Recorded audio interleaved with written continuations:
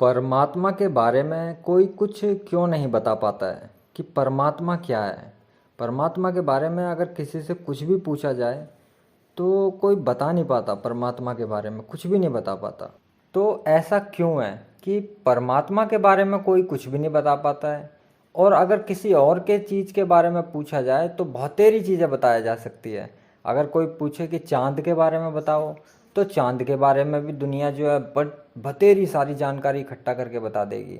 पृथ्वी के बारे में पूछेंगे तो पृथ्वी के बारे में भी बहुत कुछ बताया जा सकता है। सूरज के बारे में पूछेंगे, सूरज के बारे में बतेरी कुछ बता देंगे जानकारियाँ। लेकिन ये जो भी कुछ है दिखाई देता है, उस सब के बारे में हर बतेरी जानकारी बताई जा सकती हैं। लेकिन परमात्मा जो है उसके बारे में क्यों नहीं कोई कुछ बता पाता।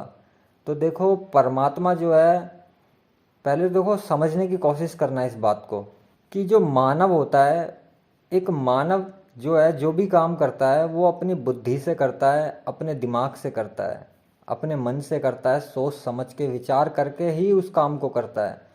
तो दिमाग जो है, बुद्धि जो है, बुद्धि तो वैसे देखा जाए तो वो है दिमाग के जरिए ही चलती है, वो भी अभौतिक ही है बुद्धि जो है। लेकिन बुद्धि भी दिमाग में हो तभी बुद्धि काम करती है, क्योंकि बुद्धि के लिए भी एक दिमाग की आवश्यकता होती है, यानी कि मानव शरीर की आवश्यकता होती है, तभी बुद्धि काम कर सकती है। अब कोई भी मनुष्य है और उस मनुष्य ने उस तत्व को जान लिया, यानी परमात्म तत्व को उसने पहचान लिया, उसकी समझ कर ली, उसका ज्ञान अनुभव कर लिया।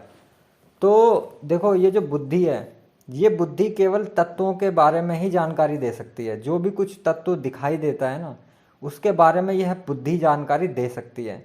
लेकिन जहाँ फिर परमात्मा का विषय उठता है कि परमात्मा, तो परमात्मा तो कोई तत्व नहीं है। परमात्मा से ही ये सारे तत्व निकले हैं, लेकिन परमात्मा खुद कोई तत्व नहीं है। परमात्मा के अंदर इतनी शक्ति है कि वो अनंत तत्वों को विकसित कर सकता है, उत्पन्न कर सकता है। लेकिन परमात्मा के बारे में पूछा जाए कि परमात्मा कौन सा तत्व है, तो परमात्मा खुद स्वयं कोई तत्व नहीं है। परमात्मा के अंदर ताकत है, शक्ति है कि वो पदार्थों को उत्पन्न कर सकता है, अलग अलग पदार्थों को उत्पन्न कर सकता है। ये जो सृष्टि है, इस सृष्टि में अभी तो सारे पदार्थों को खोजा भी नहीं गया है, मगर परमात्मा के पास में इतनी ताकत है कि वह अनेकों प्रकार के तत्वों को उत्पन्न कर सकता है, और फिर भी उसमें कोई कमी नहीं आएगी। उस परमात्मा तत्व में से कितना भी तत्वों को निकाल लो परमात्मा को, लेकिन परमात्मा जब भी पूरा का पूरा ही बना रहेगा। परमात्मा एक ऐसा घड़ा है, एक ऐसा घड़ा कि उस घड़े में से चाहे कितना भी पानी निकाल लो, मगर उस घड़े का पानी कभी ख़त्म ही नहीं होता।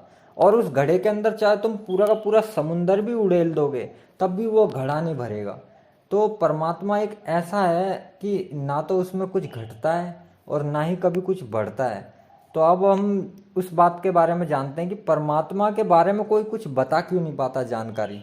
तो देखो, जिन भी महान पुरुषों को आत्म तत्व की प्राप्ति हुई है, परमात्म तत्व की प्राप्ति हुई है, तो वह जो भी है वह शरीर को छोड़ देते हैं, और शरीर को छोड़ने के बाद ही परमात्म तत्व की प्राप्ति होती है, आत्म तत्व की प्राप्ति होती है। तो जो वो विषय है, परमात्मा तत्व का जो विषय है, वो बुद्धि से परे का विषय है। और बुद्धि जो है वो केवल मनुष्य के अंदर तक ही सीमित है, और वहाँ पे बुद्धि नहीं होती है, वहाँ एक अलग लेवल चला जाता है। यानी कि मनुष्य की जो बुद्धि है वहाँ तक सोच नहीं सकती। अब मनुष्य की बुद्धि वहाँ तक विचार नहीं कर सकती। मनुष्य अगर वहाँ परमात्मा तत्व के बारे में अगर कोई कुछ बोले भी परमात्मा के बारे में, तो मनुष्य उसको चीज़ को समझ नहीं पाएगा, क्योंकि जो मनुष्य की बुद्धि है वो वहाँ तक नहीं पहुँची है, वो वहाँ तक पहुँच भी नहीं सकती है। क्योंकि परमात्मा तत्व को हासिल करने के लिए जो है बुद्धि का त्याग करना, ये दिमाग जो है ना, इसका त्याग करना पड़ता है। वहाँ पे निर्विषय होके जाना पड़ता है, निर्बुद्धि होके जाना पड़ता है, एकदम निर्बुद्धि। तो जब बुद्धि ही ना बची, दिमाग ही नहीं बचा, कुछ बचा ही नहीं, तो वहाँ कुछ ग्रहण ही नहीं हो पाता। क्योंकि यहाँ पे अगर कोई आपको कुछ बोलता है कि समझ में आया मैंने क्या बोला, तो वो सब तुम बोलोगे कि हाँ हाँ समझ में आया, क्योंकि तुमने उसको आंखों से देखा, कानों से सुना, तो समझ में आया। क्योंकि आंखों से देखा तो तुम्हें पता चल गया कि उसका आकार ऐसा है, कानों से सुना तुमने तो तुम्हें पता चल गया कि उसकी वाणी ऐसी है, आवाज़ ऐसी है। हाथों से तुमने उसको छू के देखा, स्पर्श करके देखा, तो तुम्हें पता चल जाएगा कि भाई वो कठोर है या नरम है या कैसा है, कोमल है या कैसा है। क्योंकि तुमने उसको देखा, उस विषय को आभास किया उसका। लेकिन जो परमात्म तत्व है, जब वो वहाँ पहुँचता है कोई भी मनुष्य, तो वह शरीर को त्याग देता है, यानी वो इंद्रियों को छोड़ के, और तब जाके वो उस विषय पर पहुँचता है। तो जहाँ पे इंद्रियां ही नहीं है, तो इंद्रियां उसका उस विषय का बखान नहीं कर सकती, क्योंकि इंद्रियों ने ना तो उसको देखा है, ना उसको सुना है, ना उसको छुआ है। तो इंद्री कैसे उसका बखान कर देगी कि परमात्म तत्व क्या है।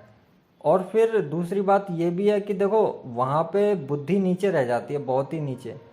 और फिर कोई अगर कुछ बताने की कोशिश भी करेगा परमात्म तत्व की, तो भी समझ में नहीं आएगा, क्योंकि परमात्म तत्व जो भी है वो एक अलग विषय हो जाता है, एक अलग आयाम है वो। और उस आयाम की सोच यहाँ उत्पन्न नहीं हो सकती, वो उसका एक अलग ही आयाम है। और वहाँ तक मनुष्य की सोच ही नहीं पहुँच सकती, क्योंकि मनुष्य वहाँ तक सोच ही नहीं सकता। परमात्म तत्व क्या है, यह मनुष्य की सोच से परे है। यानी मनुष्य की जो सोच है, बुद्धि है, वो उस परमात्म तत्व को कभी पकड़ नहीं सकती कि परमात्म तत्व आखिरकार है क्या। क्योंकि परमात्म तत्व बुद्धि से परे है, सोच से परे है। तो कैसे वह पकड़ सकता है परमात्म तत्व के? परमात्मा के पास में इतनी ताकत है, इतनी ताकत कि वो हजारों करोड़ों अरबों खरबों बुद्धियों को पैदा कर दे। तो जो बुद्धि को पैदा करने वाला है, तो बुद्धि इसको कैसे पकड़ पाएगी? जो खुद ही बुद्धि को बनाता है, खुद ही बुद्धि को पैदा करता है, तो वो बुद्धि इसको कैसे पकड़ सकती है? देखो, जैसे कि मान के चलो कि ये सामने ये जो फ़ोन पड़ा है, ये कंप्यूटर पड़ा है, ये पंखा पड़ा है, ये पंखा इंसान ने बनाया है। अब ये पंखा इंसान ने बनाया है, तो क्या पंखा इंसान इंसान के बारे में कुछ सोच सकता है कि इंसान को कैसे बनाया जाता है? तो पंखा नहीं सोच सकता, क्योंकि पंखे को बनाने वाला इंसान है।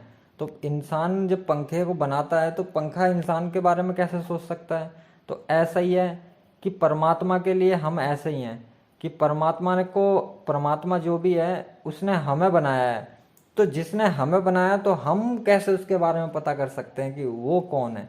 क्योंकि हम उसके उस विषय तक नहीं पहुंच पाएंगे, कभी नहीं पहुंच सकते। हाँ, पहुंचा जा सकता है। पहुंचा जब जा सकता है, समाधि की अवस्था में पहुंचा जा सकता है। तब परमात्म तत्व को आप जान सकते हो कि परमात्म तत्व क्या है।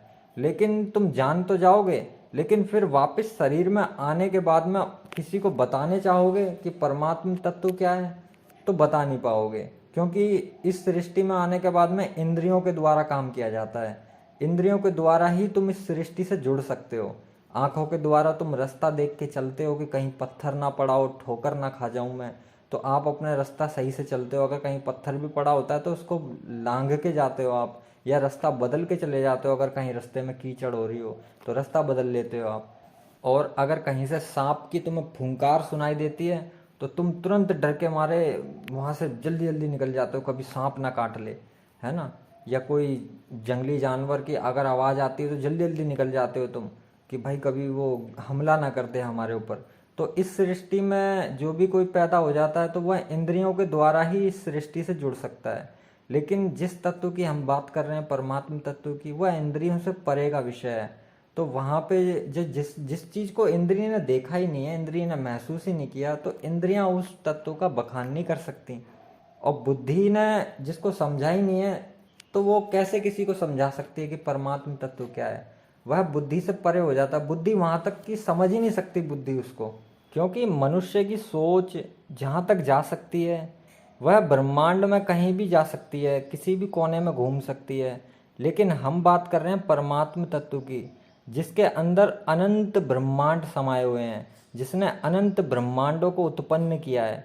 और उस परमात्म तत्व तक ये इंद्रियां नहीं पहुंच सकती, इंद्रियों से परे का विषय है वो। और ये बुद्धि, ये दिमाग तो शरीर में ही रह जाता है। तो फिर कैसे वह बुद्धि और दिमाग जो है उस तत्व के बारे में बता देगी? कुछ नहीं बता पाती। तो यही कारण है कि परमात्मा के बारे में कभी कोई कुछ बताता नहीं है। ज़्यादा से ज़्यादा सिर्फ इतना ही बता देता है कि शून्य है, केवल्य है, या वहाँ पे कुछ भी नहीं है, वहाँ पे कुछ भी प्राप्त नहीं होता। क्यों? क्योंकि इंद्रियों ने उसको देखा ही नहीं है, इंद्रियों ने उसको सुना ही नहीं है, इंद्रियों ने उसको स्पर्श ही नहीं किया।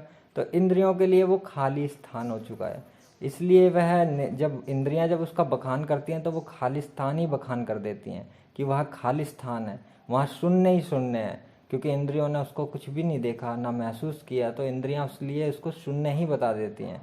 लेकिन उस आत्म तत्व को जानने वाला जो भी है वो उसका अनुभव करके आता है। तो उसका जो भी अनुभव है वह इंद्रियों के द्वारा प्रकट नहीं किया जा सकता, क्योंकि इंद्रियों ने उसका कुछ ग्रहण ही नहीं कर पाई हैं, इंद्रियां थी ही नहीं वहाँ पे।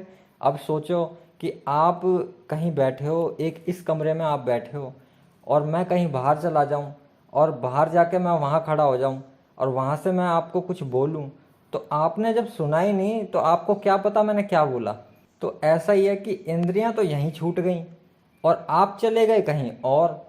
तो इंद्रियां तो यहीं छूट गई थी, अब इंद्रियों को क्या पता कि तुम क्या देख के आए हो, क्या महसूस करके आए हो, क्या अनुभव तुम्हारा था, कुछ भी नहीं पता होगा इंद्रियों को।